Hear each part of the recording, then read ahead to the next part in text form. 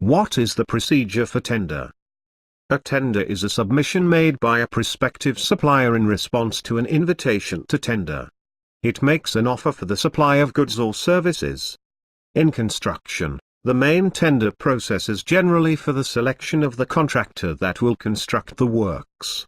However, as procurement routes have become more complex, so tenders may be sought for a wide range of goods and services. For example, on a construction management contract, the works are constructed by a number of different trade contractors, each contracted to the client, and contractors may take on additional functions such as design and management.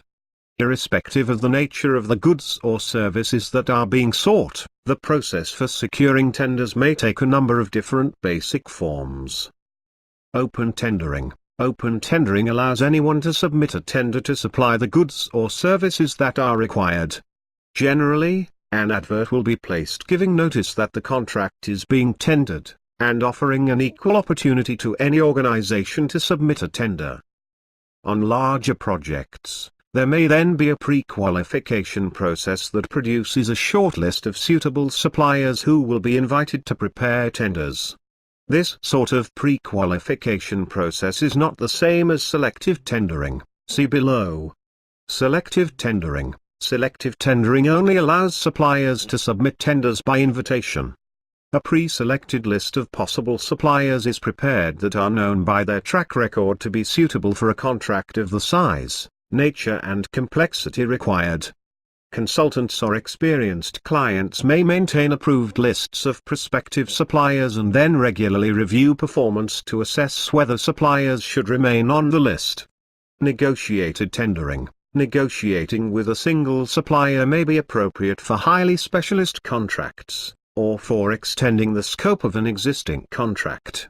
It can reduce the costs of tendering and allow early contractor involvement, but the competitive element is reduced, and unless the structure of the negotiation is clearly set out, there is the potential for an adversarial atmosphere to develop, even before the contract has been awarded. Serial tendering. Serial tendering involves the preparation of tenders based on a typical or notional bill of quantities or schedule of works. The rates submitted can then be used to value works over a series of similar projects, often for a fixed period of time following which the tendering procedure may be repeated. Serial tendering can reduce tender costs, and may encourage suppliers to submit low rates to secure an ongoing program of work. Framework tendering. Clients that are continuously commissioning work might reduce timescales, learning curves and other risks by using framework agreements.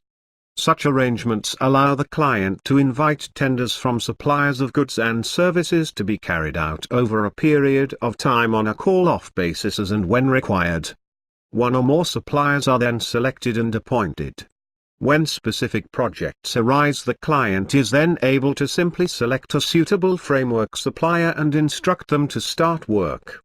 Where there is more than one suitable supplier on the framework, the client may introduce a secondary selection process to assess which supplier is likely to offer best value for a specific project.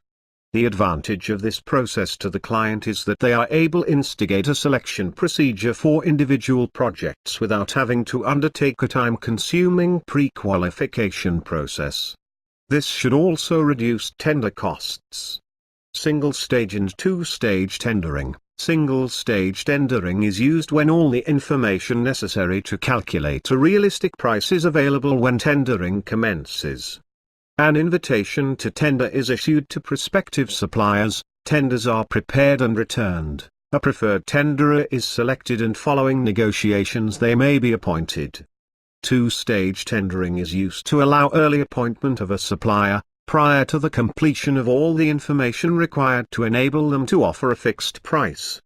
In the first stage, a limited appointment is agreed to allow work to begin, and in the second stage a fixed price is negotiated for the contract. Public procurement. Public projects or publicly subsidized projects may be subject to procurement procedures, enacted in the UK by the Public Contracts Regulations. The regulations set out rules requiring that contracts must be advertised in the Official Journal of the EU. This is of particular importance because the time taken to advertise contracts can be up to 52 days. The regulations also describe allowable procedures for the selection of contractors.